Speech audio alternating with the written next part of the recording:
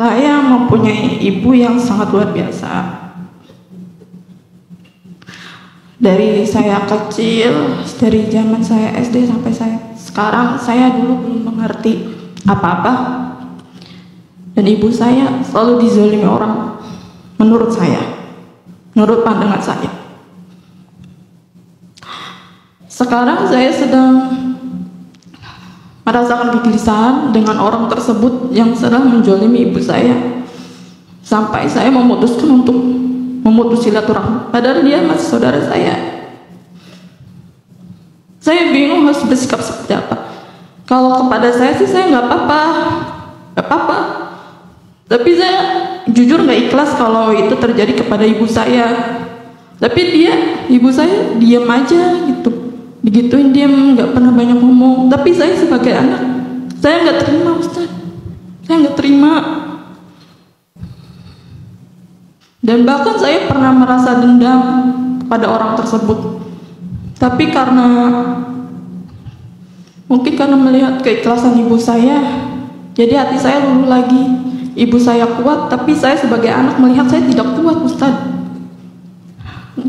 Saya mohon bimbingannya, Ustaz. Saya harus bersikap seperti apa kepada orang tersebut. Saya sudah berbicara pada orang tersebut, tapi orang tersebut malah salah terima pada ucapan saya. Saya dari dulu masih kecil, belum bisa melawan. Sekarang saya sudah dewasa, melihat ibu saya diperlakukan seperti itu, saya nggak terima, Ustaz. Wasbir ala ma yaquluna wahjurhum hajran jamila wadharni wal mukadzibina ulin na'mati wa mahhilhum qalila. Dan bersabarlah terhadap apa yang mereka ucapkan dan tinggalkanlah mereka dengan cara baik-baik. Ada dua perintah Allah di sini terhadap orang-orang yang menyakiti kita dan keluarga kita dengan lisan mereka. Pertama, wasbir ala ma yaqulun, bersabarlah terhadap ucapan mereka. Maksudnya jangan balas ucapan mereka dengan keburukan yang sama. Itu artinya sabar.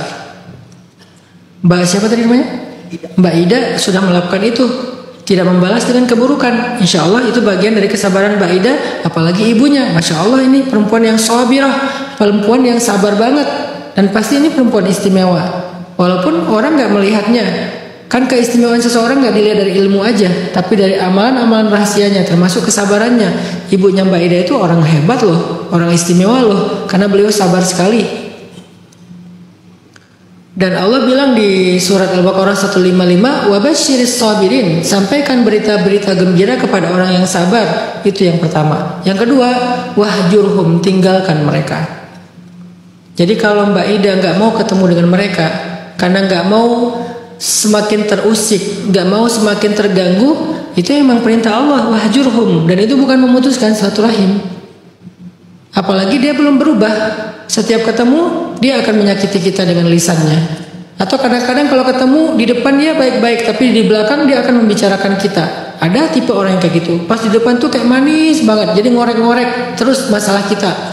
Tapi di belakang masalah itu dibicarakan, bahkan dibumbuin dengan fitnah-fitnah. Karena saya juga pernah kayak gitu. Di depan saya tuh kayak bagus banget ngomongnya, baik banget, kayak orangnya tuh respect banget sama saya. Jadi saya jadi nyaman kan ngobrol sama dia kan. Walaupun saya nggak pernah ngomongin rahasia saya, tapi lebih kayak sibuk apa sekarang, begini-begini, tinggal di mana sekarang, dan segala macam. Sebetulnya itu informasi yang kemudian dijadikan bahan untuk memfitnah, sombong, apalah segala macam. Ada tipe orang kayak gitu. Jadi ketemunya kita dengan dia banyak mudaratnya ketimbang maslahatnya. Sehingga Allah bilang wahjurhum, tinggalkan mereka.